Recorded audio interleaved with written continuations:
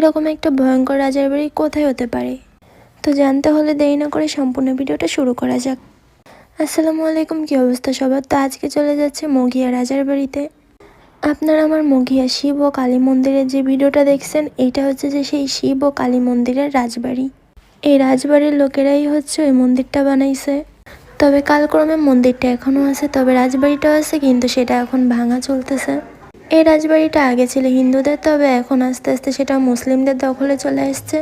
তবে আজকে এসে দেখলাম যে রাজবাড়িটা যাদের জায়গার উপর তারাই ভাঙা শুরু করছে রাজবাড়িটা। আর এইখানে জায়গাটা যেহেতু আমরা চিনতাম না, সেহেতু এইখানে কয়টা পরিচিত ভাইয়ারা আমাদের এইখানে নিয়ে আসছে সাথে করে। এখানে রাজবাড়ি সম্পর্কে আমাদের টুকটাক সব কিছুই ভাইয়াগুলো আমাদের জানাচ্ছিল। আমরা যেহেতু সন্ধ্যার টাইমে আসছি আর রাজবাড়িটা একটু ভয়ঙ্করই লাগতেছিল আমার কাছে, তো আমরা আস্তে আস্তে লাইট ধরে সবাই উপরের দিকে উঠছিলাম। এটা হচ্ছে দোতলা। আমার অনেক ভয় লাগতেছিল, ভাবতেছিলাম ছাদে গেলে যেন আবার ঠুস করে পড়ে না যাই নিচে। তারপরেও গেছে। তবে রাজার বাড়ির ভিডিও আগে অনেকবারও অনেক জায়গাটার করছি, তবে এটা একটু আনকমন ছিল। এটা হচ্ছে ব্যালকনি।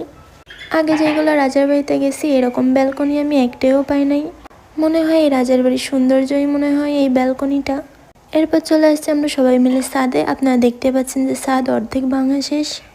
ভয়ে ভয়ে আমি জায়গাটাই পাড়া দিচ্ছি যে আবার নিচে ভেঙে না পড়ি। যাই হোক, একদম সন্ধ্যা হয়ে গেছে, ভালো করে ঠিক মতো কিছু দেখাও যাচ্ছে না। আর জায়গাটাও আমার কাছে অনেক ভয়ঙ্কর লাগতেছে। তো আপনার এই জায়গাটা কারা কারা চিনেন অবশ্যই কমেন্ট করে জানাবেন। এই বাড়ির রাজার নাম আমি জানি না, তবে হচ্ছে মঘিয়া শিব ও কালী মন্দিরের যে বাড়ি সেই হচ্ছে রাজার বাড়িটা হচ্ছে এইটা। এই ভাইদের কাছে শুনলাম যে বাড়িটা একদম সম্পূর্ণই ভেঙে ফেলবে।